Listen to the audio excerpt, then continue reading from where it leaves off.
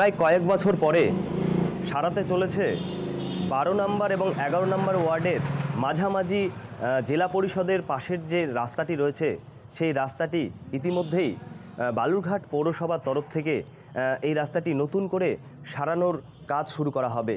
ইতিমধ্যেই বালুরঘাট পৌরসভার চেয়ারম্যান অশোক মিত্র সহ এমসিআইসি বিপুলকান্তি ঘোষ এবং আরও বিভিন্ন আধিকারিক তারা কিন্তু এই রাস্তাটি পরিদর্শন করেন এবং তারা জানান যে ইতিমধ্যেই এই রাস্তার কিভাবে নির্মাণ করা হবে তা কিন্তু ঠিক করা হয়েছে। খুব তাড়াতাড়ি এই রাস্তার কাজ শুরু করা হবে এবং এই রাস্তা কিন্তু বালুরঘাট শহরের প্রাণ কেন্দ্র বলা যেতে পারে।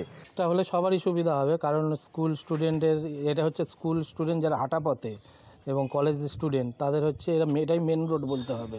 হ্যাঁ, যেরকম মানে শর্টকাট সবাই তো হচ্ছে যায় যে আমার তাড়াতাড়ি ব্যস্ত, এখন সবাই ব্যস্ত মানুষ, তাড়াতাড়ি কোন দিক দিয়ে যেতে পারবো, সেই জন্য এই রাস্তাটাই মেন রোড হচ্ছে হাঁটা পথের মেন রোড এটাই।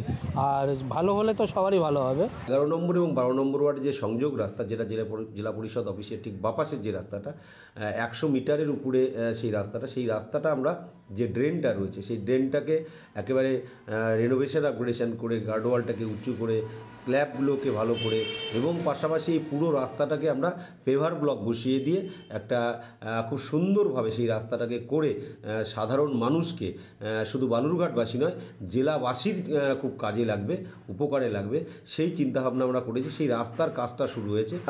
খুব কম সময়ের মধ্যেই এই রাস্তাটি সাধারণ মানুষ তারা ব্যবহার করতে পারবেন।